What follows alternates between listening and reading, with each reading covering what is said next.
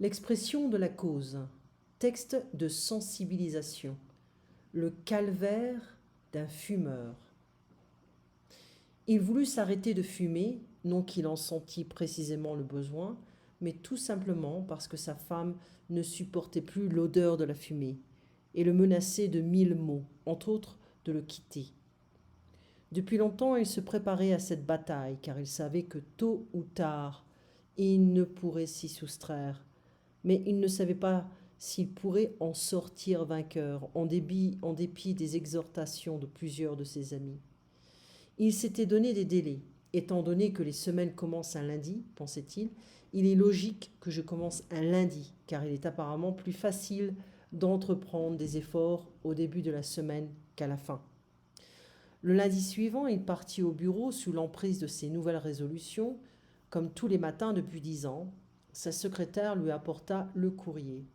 Étant donné sa réputation de fumeur invétéré, elle l'accompagna comme à l'ordinaire d'un paquet de cigarettes neufs et d'un cendrier, car elle déplorait chez lui la fâcheuse habitude de jeter ses mégots par terre. « Ah non, Virginie, pas aujourd'hui, pas aujourd'hui. J'ai pris la résolution de ne plus fumer, étant donné que ma femme ne peut plus supporter mon odeur de tabac froid et me repousse chaque fois qu'elle voit mes doigts jaunis de nicotine. Cette fois-ci, je m'y tiendrai. » Comme la secrétaire le connaissait bien et qu'elle savait que la même scène se reproduisait régulièrement, elle se retira en silence en dissimulant un léger sourire. Elle enferma soigneusement dans son tiroir le paquet de cigarettes. Dans le milieu de la matinée, le besoin de fumer se fit sentir. Sa tête était plus lourde et grignotait tristement le bout de son stylo, ayant ainsi l'illusion d'avoir une cigarette entre les lèvres. Comme il était prévoyant, il avait acheté des bonbons à la menthe avant d'aller au travail. Il commença à en sucer un, puis un autre, parce que lui avait dit, un collègue, cela devait lui permettre de mieux supporter le jeûne. Comment suis-je devenu un tel fumeur, se disait-il silencieusement. Il y a 10 ans, je ne connaissais pas le plaisir de la cigarette et maintenant je suis totalement sous l'influence du tabac. Il cherchait des explications, ou plutôt des excuses. Pourquoi donc était-il ainsi si dépendant? Tout simplement parce que ses collègues fumaient sans cesse et lui en avaient donné le goût. Parce que l'euphorie qu'il ressentait sous l'emprise du tabac était agréable. Parce que les mauvaises habitudes se prennent insensiblement, parce que chaque fois qu'il avait essayé de s'arrêter, il avait rencontré quelqu'un qui lui avait proposé une cigarette, apparemment anodine. Toute la journée, il suça tristement ses bonbons à la menthe. Il était au supplice, car le goût du tabac n'est comparable en rien à celui de la menthe. À 6 heures, au moment où il s'apprêtait à partir, après avoir minutieusement rangé ses affaires, en mâchonnant le chewing-gum de la dernière chance, son patron entra brusquement dans son bureau. « Je suis content que vous soyez encore là, car justement, j'avais une question urgente à vous soumettre. Je voulais vous parler de l'affaire Deschamps. Puisque vous en êtes l'initiateur et le responsable, je n'ai pas encore eu le temps d'en discuter avec vous, car j'étais en voyage. Pour commencer, vous prendrez bien un petit cigare, comme d'habitude. Ceux-ci sont extraordinaires. Je les ai rapportés de la Havane. Et si on ne les connaît pas, vous m'en direz des nouvelles. Et il n'eut pas le courage de refuser sous prétexte que l'offre venait de son patron. Alors, on a beaucoup de passés simples dans ce texte, beaucoup de vocabulaire, mais je suis en train de bouger mon câble là. Mais c'est le passé composé dans un texte est également utilisé, mais le passé simple est un petit peu plus formel. D'accord? Donc, qu'est-ce qui se passe ici? C'est que on a également de l'imparfait. Je voulais, par exemple. Okay? Donc, on va faire une petite simulation. On va voir si je peux copier ce texte. Voilà, on va voir un peu si ça marche. Et on va le mettre dans... Tiens, on va mettre Google Translate. Allez, c'est parti. Et on va voir ce que ça donne. Donc, c'est French et anglais. Allez, est-ce que ça marche? Oh, non, ça va pas marcher. Il y a plein de conneries.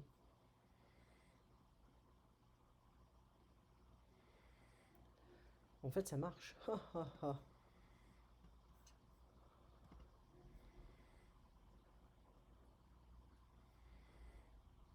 Yeah.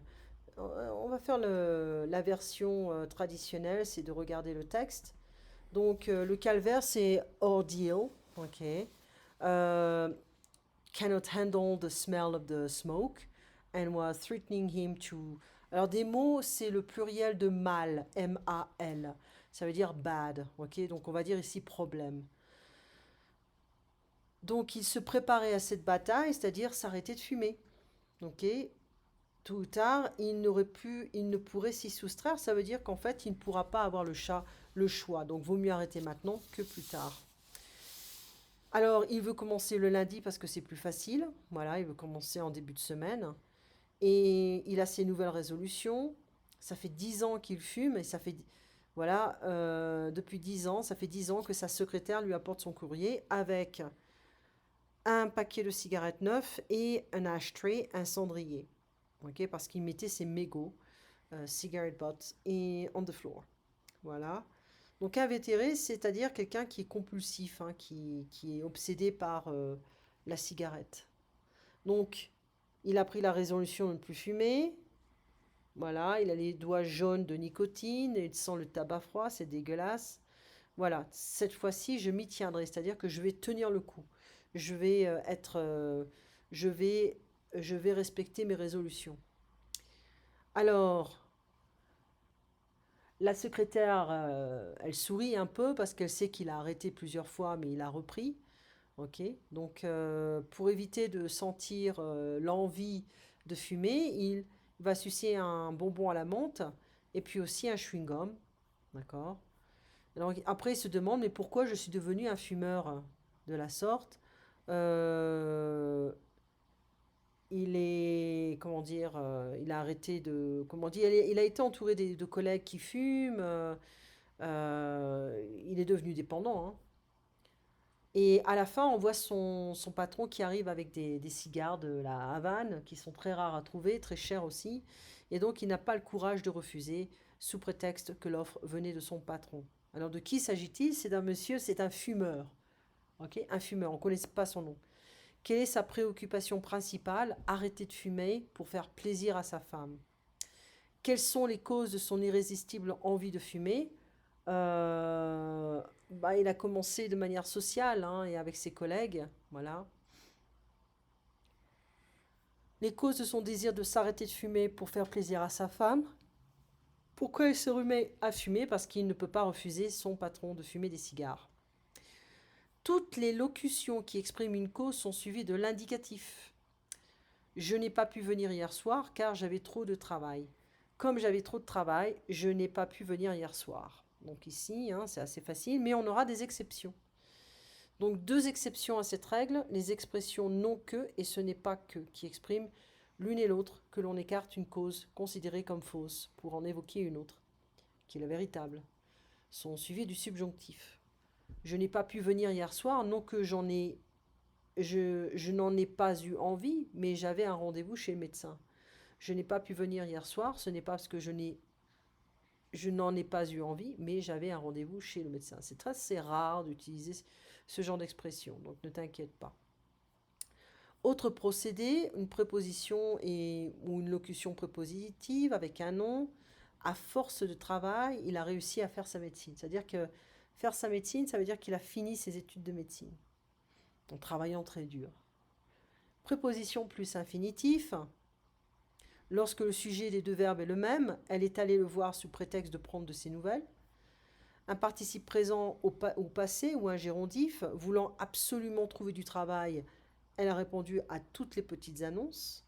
Élevé par des parents pauvres qui n'avaient pas le temps de s'occuper de lui, il avait été trop livré à lui-même.